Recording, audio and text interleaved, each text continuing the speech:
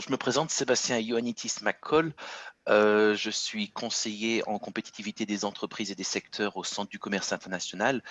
Donc brièvement, en fait, qu'est-ce que le Centre du commerce international ou l'ITC?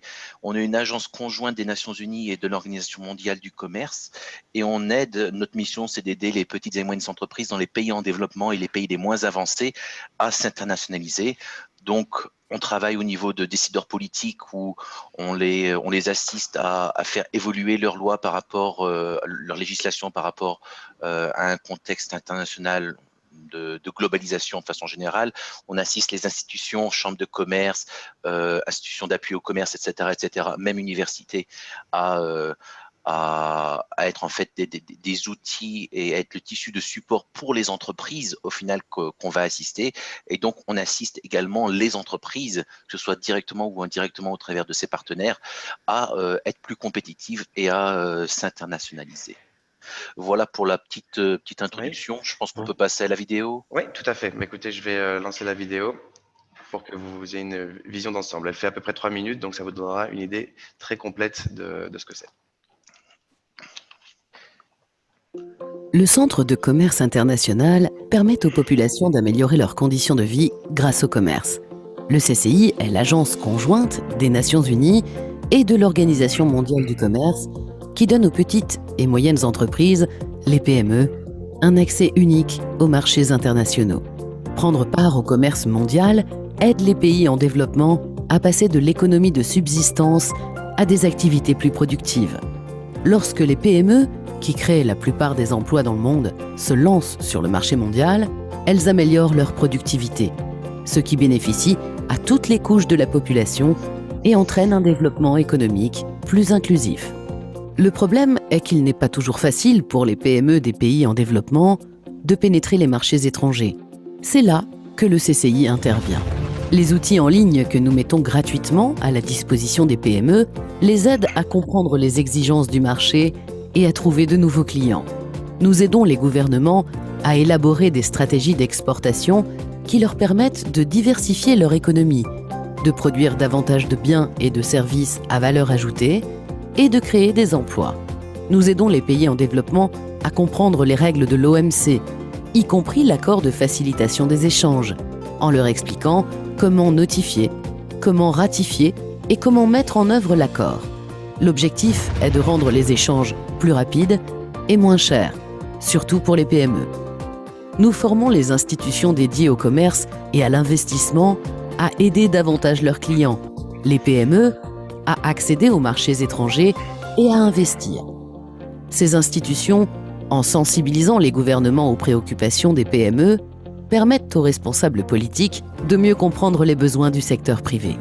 Notre Académie du commerce offre des cours en ligne aux PME, aux responsables politiques et à toute personne désireuse de comprendre les problèmes liés au commerce et de surmonter les contraintes et les barrières à l'exportation.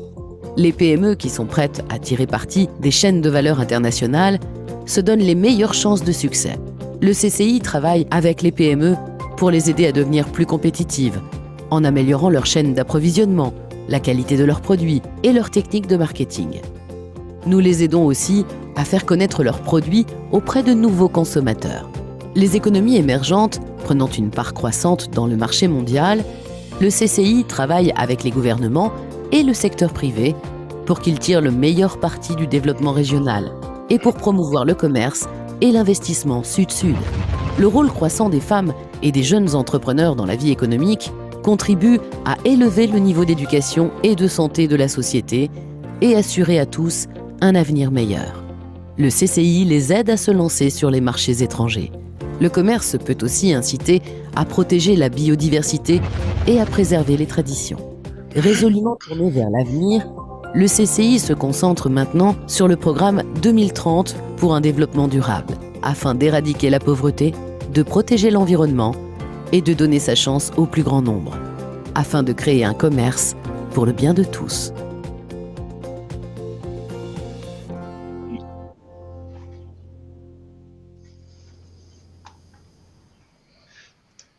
Voilà Sébastien, donc si je peux vous poser déjà une question vis-à-vis de la collaboration qu'on a pu avoir depuis 3 ans, c'est peut-être voir avec vous quels étaient un petit peu vos besoins, quels étaient un peu les défis que vous aviez avant d'opter pour une solution de game-based learning. D'accord. Donc, comme vous l'avez vu en fait dans la vidéo, nous on travaille dans un contexte relativement difficile. Donc, on assiste les PME dans les pays en développement et les pays les moins développés à s'internationaliser. Donc, quand on parle d'internationalisation, on va parler de tout un tas d'éléments, que ce soit au niveau de la production, au niveau des transactions en elles-mêmes, au niveau du marketing, au niveau du management, au travers de l'établissement de structures. Etc., etc. Et donc, la partie négociation, la partie vente, c'est souvent quelque chose qui vient à la fin d'un processus de vente. Et on s'est rendu compte que très souvent, en fait, ça plante aussi à ce niveau-là. C'est les gens, autant ils savent faire on les assiste à faire de bons produits, à faire de la communication, etc. Mais quand ils arrivent à la table des négociations, on se rend compte que ils sont pas équipés pour faire face à des négociateurs qui sont un peu plus avertis. En ce sens que il y en a, comme c'est leur première expérience à l'international, ils vont dire oui à tout ce qu'on leur demande, un peu sous peur de perdre le marché. Et donc, il y en a aussi d'autre part, qui croient qu'ils sont les meilleurs négociateurs du monde parce que dans leur pays, il est monnaie courante de bien négocier, comme je parle notamment des pays du Maghreb où la négociation fait partie de leur culture. Et donc, en fait, ils ne sont pas habitués aux codes internationaux, à une façon un peu plus standard de négocier. Et donc, il va y avoir une sorte de conflit au niveau des méthodes de négociation et une transaction va pouvoir avorter à partir de ce moment-là. D'accord. C'est vrai que... Alors... Oui, pardon, excusez-moi, continuez. Non, je peux parler à l'infini, donc posez votre question. Oui, en fait, non, c'est vrai que pour donner un peu de contexte sur la solution que vous avez choisie, c'était donc le module Merchants, pour le coup, qui est un jeu qui est donc sur étagère que nous avons, qui a été mis en place dans différents pays, puisque vous gérez différents pays, différents contextes, et que je voulais savoir si vous aviez rencontré, comme on parle d'un jeu sur étagère, est-ce que vous avez eu, vous, des problèmes d'adaptabilité du contenu du jeu vis-à-vis des différents profils que vous formiez? Non, pas du tout. Alors, je dirais peut-être un tout petit peu au départ, parce que bon, déjà, les gens, ils sont pas, ils sont pas vraiment. En général, surtout, on travaille beaucoup avec l'Afrique, c'est à peu près 80% de notre cible. En général, les gens en Afrique, que ce soit en Afrique du Nord ou en Afrique subsaharienne, sont plutôt habitués à des méthodes conventionnelles de formation. Donc, c'est vrai que quand on les lance un petit peu dans le bain même des jeux en salle ou des études de cas en salle, déjà on voit qu'il y a un petit peu de réticence, puis ça passe. Et si on va un niveau plus loin, au niveau du game-based learning comme Merchants, on se rend compte qu'il y a, au début, ils sont un petit peu résistants. Et puis une fois qu'ils ont compris le jeu, ils rentrent dedans, ils voient qu'ils apprennent. Alors là, comme c'était dans la vidéo d'avant, là, ça devient une addiction et puis ils sont pleinement engagés. Donc peut-être un tout petit peu au départ et puis après l'engagement, il est beaucoup plus important qu'une formation en salle. D'accord, très bien. Et quand vous aviez indiqué dans les défis que vous aviez, c'était de réduire aussi les coûts de formation. Vous avez vu un avant et un après assez significatif ou... Oui, tout à fait. Non, nous, on va dire, un de nos cœurs de métier, entre autres, c'est de former les gens. On fait beaucoup d'assistance technique, etc., dont de la formation. Et c'est vrai que quand on donne des ateliers de formation sur la négociation, c'est généralement 5 à 6 jours de formation parce qu'on couvre la négociation en elle-même, la négociation internationale et la négociation interculturelle. Donc, ça fait des gros ateliers ou alors on les décompose. Et donc, du coup, grâce notamment à Merchants, au lieu de passer 3 jours sur la négociation, on va dire les bases de la négociation avec un résultat aussi bon soit-il, on a réussi à réduire ça à 1 jour de formation en elle-même sur la négociation parce que les gens, ils ont déjà passé du temps à faire la simulation et à acquérir les connaissances et à développer leurs compétences. Et on se rend compte du coup que quand ils arrivent en formation physique en elle-même, les gens sont beaucoup plus compétents que ce qu'ils auraient appris en 3 jours de formation. Donc, on peut vraiment se focaliser en fait pendant la formation sur des jeux de rôle, par exemple, où il y a de l'échange, où il y a des mises en situation. Très bien. Et je voulais savoir, comme vous parliez de pays d'Afrique, est-ce que vous avez connu des problèmes parfois techniques d'ordre de connexion, de matériel pour se former? Est-ce que ça a été une barrière au départ? Vous avez dû vous adapter ou ça s'est passé correctement? Non, absolument aucune barrière. Bon, c'était aussi un peu ma peur, je dirais, au début avec ce genre de solution, parce qu'on travaille dans des contextes assez difficiles. Donc, on peut aller de pays extrêmement pauvres et peu développés comme le Tchad, jusqu'à des pays plus développés comme le Maroc ou la Tunisie. Donc, c'est vrai que quand on a lancé, c'était un appel d'offres parce qu'on a des règles aux Nations Unies pour faire les choses d'une certaine façon. C'était un des critères, on va dire, critiques. Donc, on a fait tous les tests qu'il fallait pour évaluer les différentes solutions et il n'y avait eu absolument aucun problème lors des tests. Et puis, les participants eux-mêmes nous ont jamais rapporté de problème en soi. D'accord, entendu. C'est vrai que l'aspect technique, c'est souvent un aspect qui revient souvent. Et là, on fait l'emphase sur l'Afrique, puisque vous en avez parlé. Mais c'est vrai qu'en règle générale, il y a toujours une crainte dans tous les continents, de tout type de structure, de l'approche technique. Mais c'est vrai que chez Gameland, on travaille énormément le fait que nos jeux puissent être développés et suivis sur tout type de matériel en utilisant les navigateurs Internet les plus fréquents. On pourra faire un point sur la technique un peu après, mais c'est pour ça que ça m'intéressait de vous poser la question sur ce point. Pour passer un peu aux solutions, donc c'est vrai que vous avez apporté des points plus précis que les 3 points que vous voyez en termes de solutions. C'est vrai que bon, on va passer rapidement sur les solutions parce que je pense que votre réponse était beaucoup plus complète que ce qu'il y a actuellement à l'écran. Je vais proposer, si vous êtes d'accord, de montrer un trailer du jeu Merchants pour les personnes qui ne connaissent pas encore ce module, sachent un petit peu mieux ce que vous avez mis en place. Et je voulais rappeler à toutes les personnes qui participent à ce webinaire que donc vous pouvez poser vos questions dans le chat, c'est-à-dire que vous avez en bas de votre écran un bouton qui s'appelle Q&A et vous pouvez dans question and answer, vous pouvez bon alors pardon, on me demande de faire surtout sur le chat, ce sera plus simple de centraliser tout sur le chat, excusez-moi, mais n'hésitez pas à poser vos questions puisque après cette vidéo et l'intervention de Sébastien, vous pourrez donc échanger poser toutes les questions que vous souhaitez.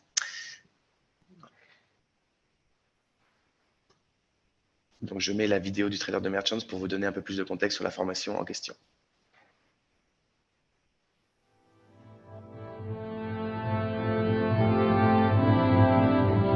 Devenez un marchand vénitien et construisez votre propre empire d'armateurs. Voyagez dans la vieille Venise et rencontrez des personnages tels que Léonard de Vinci ou Machiavel. Négociez pour obtenir une aide financière pour votre entreprise, embauchez des marins pour vos expéditions, rencontrez des diplomates génois pour vous répartir les routes maritimes ou maintenez des négociations secrètes avec l'émissaire des États pontificaux pour coordonner l'invasion de Florence. L'argent dont vous disposerez pour acheter des navires et inaugurer des routes commerciales dépendra de votre habileté à résoudre les négociations diverses. Entrez en compétition avec les autres marchands pour devenir le meilleur de la ville et construisez le plus grand palais de Venise. Le grand Lucio Ricci sera votre mentor tout au long de cette aventure. Ces leçons représentent l'équivalent d'un cours complet de négociation et elles vous aideront à surmonter les défis auxquels vous serez confrontés. Une dizaine de trucs et d'outils pour améliorer les résultats de vos négociations et mettez-les en pratique grâce au simulateur de négociation le plus avancé du marché. De Vinci, Machiavel et bien d'autres vous attendent à Venise pour vous aider à devenir un meilleur négociateur. Êtes-vous partant pour apprendre ?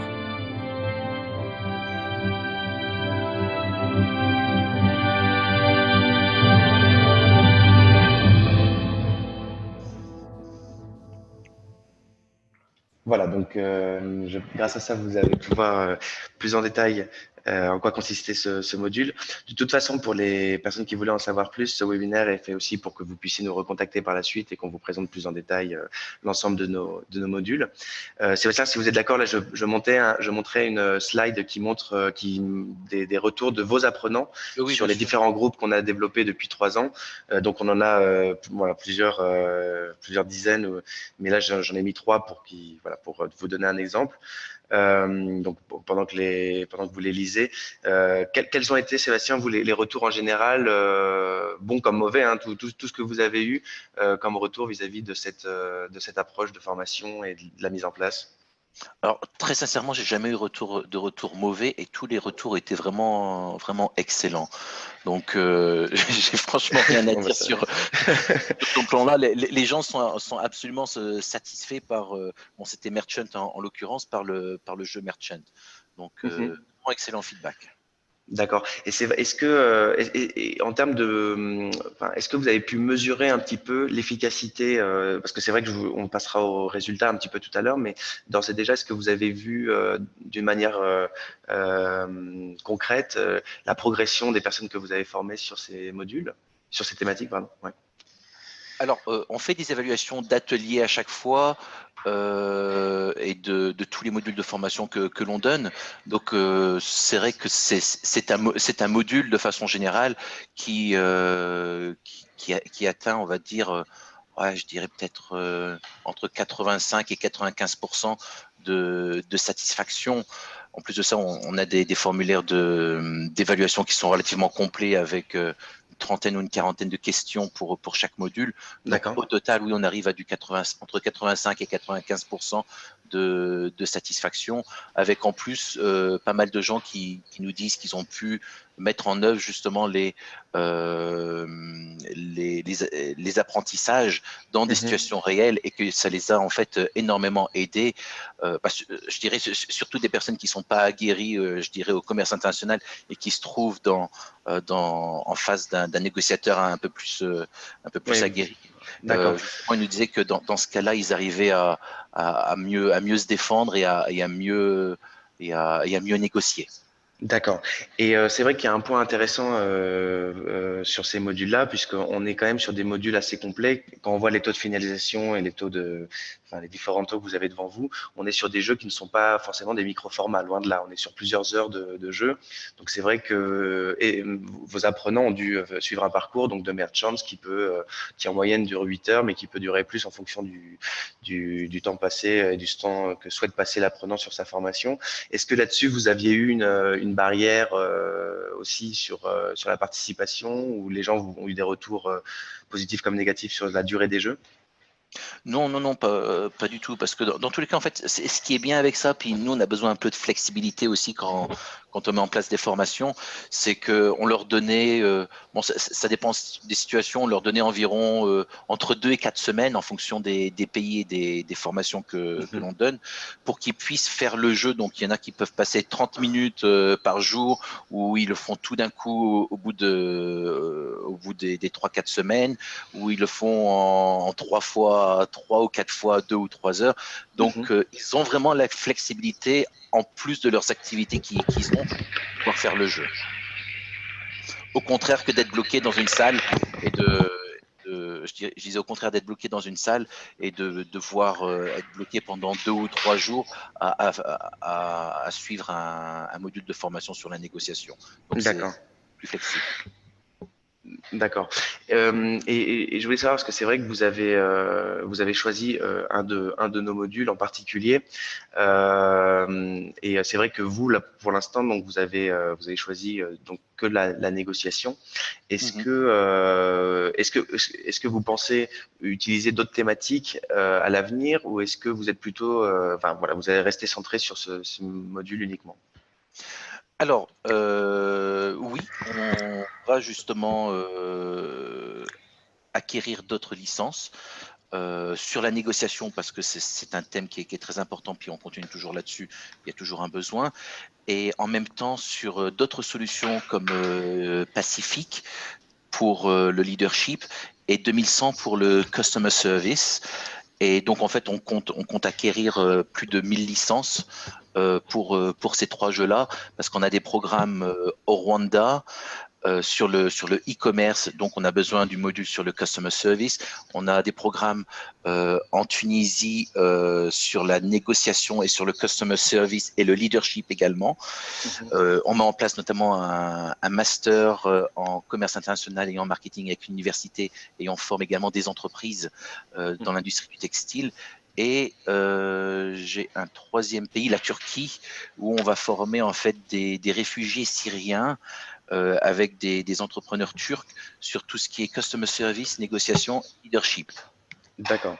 Donc c'est vrai que cette première expérience que vous avez eue au long de ces 3 années sur Merchants a pu faire valider en interne l'efficacité et la pertinence de ce genre de programme pour votre public, en fait. Oui, tout à fait. En fait, on peut même considérer que le Merchant, c'était, on va dire, une sorte de phase pilote où, enfin, notre but, bon, c'est vraiment de l'opérationnalisation. Notre but, c'était aussi de voir un peu comment les gens apprennent, s'ils aiment bien, si on a un meilleur impact de façon générale. Et puis, bon, après aussi, en fonction du besoin, là maintenant, on n'a aucun problème à passer au niveau supérieur. Ça marche. Bon, entendu. Alors, pendant que vous présentiez tous ces points-là, en fait, il y a pas mal de questions qui nous sont arrivées. Donc, Nolwenn va vous les transmettre. D'accord. Si vous voulez bien y répondre. D'accord, pas de problème. Merci. Pardon, oui. En fait, j'ai surtout une question concernant un petit peu le travail de communication en interne, parce que c'est vrai que nous, de notre côté, on a un département qui s'occupe un petit peu d'envoyer les tests techniques, d'envoyer des informations concernant le Serious Game. Je voulais savoir si vous, en interne, vous avez également fait un travail de com en amont de la formation, pendant la formation, de la relance éventuellement à des apprenants qui ne se connectaient pas, ou bien après, tout simplement. Je voulais savoir si vous, de votre côté, vous aviez travaillé là-dessus aussi. Oui, tout à fait. Je dirais de façon générale, je dirais c'est même au-delà des jeux en ligne de chez GameLearn ou d'autres solutions. Quand on fait des ateliers de formation, il faut toujours qu'on relance plusieurs fois les gens, surtout dans un contexte, on va dire, africain où tout le monde n'est pas habitué non plus à être sur ses emails, on va dire, 24 heures sur 24. Donc, c'est vrai qu'on on relance en général les gens peut-être aller 3 fois, 4 fois jusqu'à ce qu'ils s'inscrivent. Donc, on essaie de les guider. Et puis, une fois qu'ils sont dedans, il y a plus de problème. Et vous avez utilisé, par exemple, je ne sais pas, des challenges ou d'autres éléments peut-être de motivation pour vraiment atteindre les taux de finalisation que vous avez pu atteindre. Enfin, il y a eu d'autres facteurs qui sont entrés en ligne de compte, ou le simple fait de faire une formation à travers du game-based learning a suffi? Non, je dirais oui et non, je dirais à partir du moment où les gens sont dedans, après ça va relativement tout seul. Après, il faut aussi prendre en considération que les gens, ils ont des occupations à côté, et que il faut des fois les pousser un petit peu. Mais je dirais de façon générale, on envoie peut-être 2 voire 3 reminders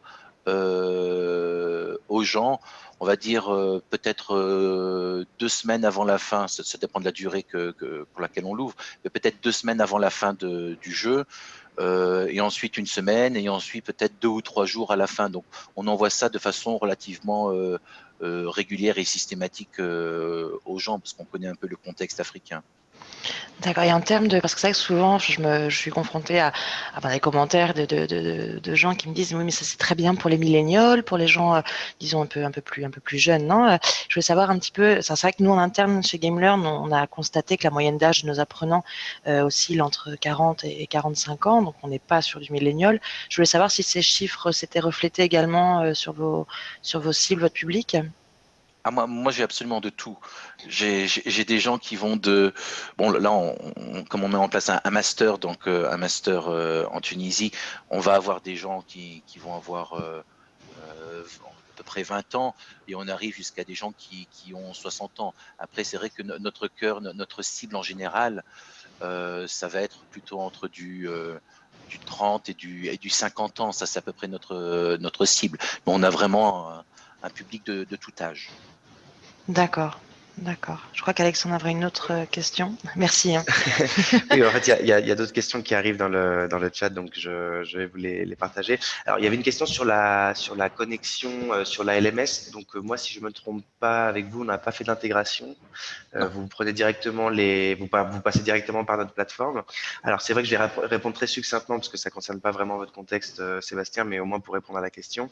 L'idée, c'est qu'effectivement, GameLearn peut s'intégrer sur des LMS. Donc, nous avons intégré les grandes LMS du marché et d'autres aussi. Donc, l'idée, ce serait d'échanger pour voir sur quelle plateforme vous êtes, pour pouvoir mettre en commun les personnes en charge chez GameLearn et chez vous pour s'intégrer. Mais effectivement, nous, on comprendrait très bien que des personnes qui ont déjà un LMS ne souhaitent pas multiplier les points de contact pour leurs apprenants, pour faciliter l'accès aux formations. Donc, on peut bien sûr s'intégrer. Je rentrerai dans le détail peut-être une autre fois, parce qu'encore une fois, ça ne correspond pas exactement au cas actuel. Et en fait, oui, Nolwenn, pardon, oui. Ça peut nous intéresser aussi. Ah bah tant mieux. On a une plateforme LMS sur Moodle.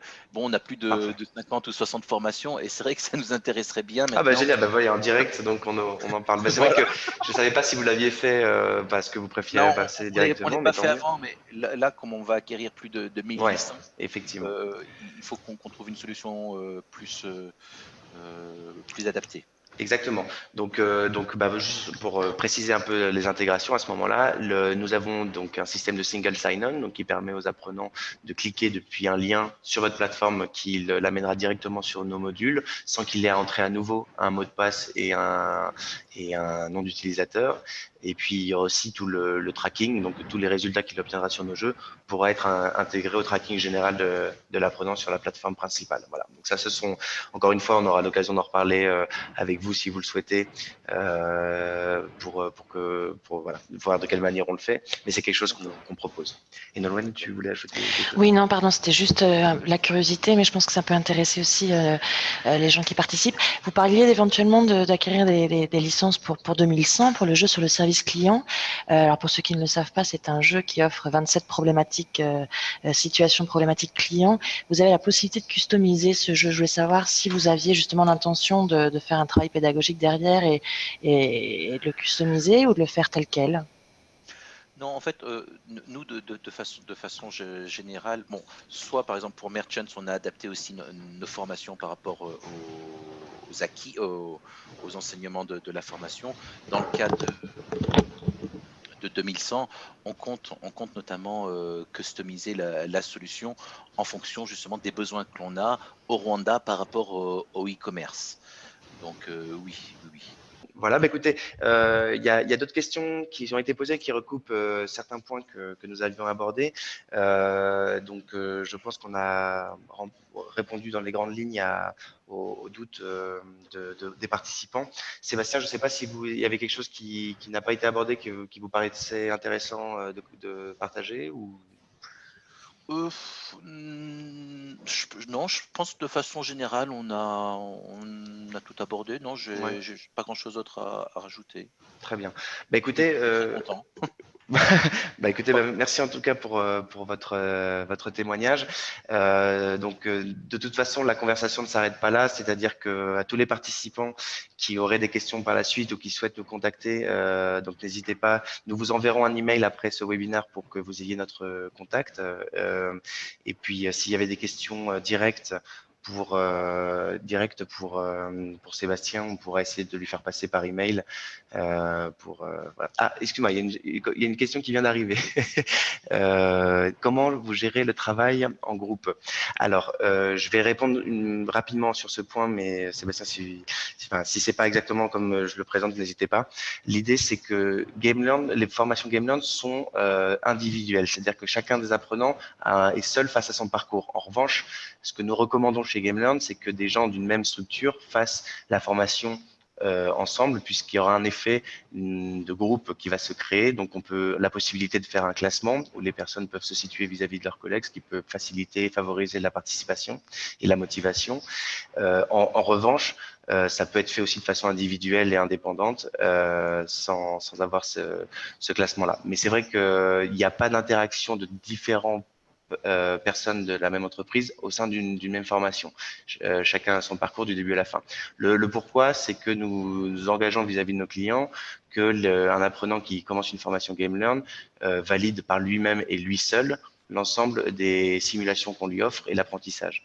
Donc c'est vrai que c'était un parti pris parce qu'il y a d'autres formations qui offrent une interaction entre les personnes au sein même de la formation, mais nous on a pris ce parti pris-là. En revanche, c'est vrai que voilà, par le biais du classement, de la communication que vous faites, les gens auront conscience de faire partie d'un ensemble et ce qui peut les motiver et créer un esprit de groupe. Je ne sais pas si j'ai bien répondu à la question, si ça correspond à votre contexte, Sébastien. Ça correspond tout à fait à mon contexte parce que c'est vrai que nous, on cherchait aussi un avantage de flexibilité. Et donc, c'est vrai que quand on commence à mettre des gens ensemble et à ce qu'ils travaillent ensemble, ben, on perd cet avantage de flexibilité. Donc, que les gens puissent faire leur parcours seuls et en même temps rentrer dans un cadre de compétition, ça nous convient parfaitement. Mmh.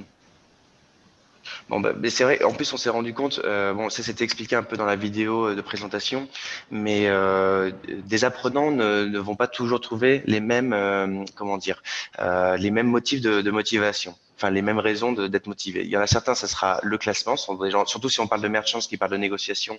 Parfois, des gens sont vraiment amenés à vouloir être les premiers. Ce qui est sûr, et à 100%, c'est que personne ne veut être dernier du classement. Donc en fait, les gens qui seront premiers, bon, bah, tant mieux, mais les gens qui seront en bas du classement verront que leurs collègues avancent très bien et très vite. Donc ça va leur donner vraiment envie d'avancer. Ensuite, il y a d'autres personnes qui nous diront, qui ont été pris par l'histoire ou l'aventure ou le contexte graphique, et donc chacun pourra trouver différentes raisons d'être motivé pour faire sa formation. Mais c'est vrai que rien ne remplacera l'effet de groupe si les gens savent que d'autres personnes sont impliquées dans la formation, parce que parfois quand on est isolé et seul dans sa formation, on peut se dire que voilà, on est assez invisible, on le fait dans notre coin, alors que voilà, quand il y a un groupe, on est beaucoup plus assidu à sa formation. Alors, il y a une autre, la question qui est précisée sur les groupes. Comment vous gérez le travail en groupe? Il y a une possibilité de le faire. Alors, le travail en groupe en termes techniques. Excusez-moi, je ne comprends pas bien la question. Je pense de savoir si on peut faire les formations ensemble, en groupe, en fait. C'est-à-dire que, comme disait Alexandre, je ne sais pas si j'ai bien compris moi-même la question, mais l'apprenant est seul face à lui-même et face à son dispositif. C'est-à-dire qu'il n'y a pas vraiment de collaboration en groupe. Alors après, c'est vrai qu'il y a des entreprises qui vont introduire la formation et en même temps même de la formation vont faire des sessions de feedback en présentiel. Donc, je ne sais pas si c'est ce à quoi vous vous référiez pour le travail en groupe. Surtout que pendant que vous précisez cette question, il y a un point important, c'est que vous pouvez faire nos formations de façon blended également. C'est une solution. Donc c'est vrai que nos jeux se suffisent à eux-mêmes dans le sens où vous avez donc le simulateur qui va vous donner un feedback personnalisé. C'est-à-dire que nos jeux intègrent des simulateurs qui, par exemple, reprenons l'exemple de Merchants, suite à une simulation. Vous aurez donc un feedback en fonction de la qualité de la négociation que vous avez eue. Donc, c'est-à-dire que en ça, le coaching est déjà intégré, si vous voulez, au jeu. Mais par contre, on a des partenaires qui comptent aussi sur l'humain pour alterner entre le digital et le présentiel. Et à ce moment-là, bien sûr, il y a tout à fait cette possibilité-là. Donc peut-être que ce travail en groupe, la question donc, que vous aviez, pourrait être prise en charge de cette manière-là, c'est-à-dire rebondir sur ce qui a été vu, et c'est ce que vous avez dit un peu Sébastien tout à l'heure, c'est rebondir sur des choses qui ont été vues dans le digital pour ensuite l'agrémenter en présentiel si besoin. Alors, a priori, on a dû répondre à toutes les questions. De toute façon, encore une fois, n'hésitez pas, on vous enverra un email où vous pourrez continuer la conversation. Si ce sont des questions d'ordre technique sur notre plateforme, nous y répondrons nous-mêmes. Si ce sont des questions à destination de Sébastien, nous tâcherons de les regrouper, de lui transmettre pour voir si nous pouvons y répondre. Voilà. On va remettre peut-être la première slide, Alex, pour que les gens qui ne nous connaissent pas aient notre contact. Donc, n'hésitez surtout pas à nous écrire, doutes, questions.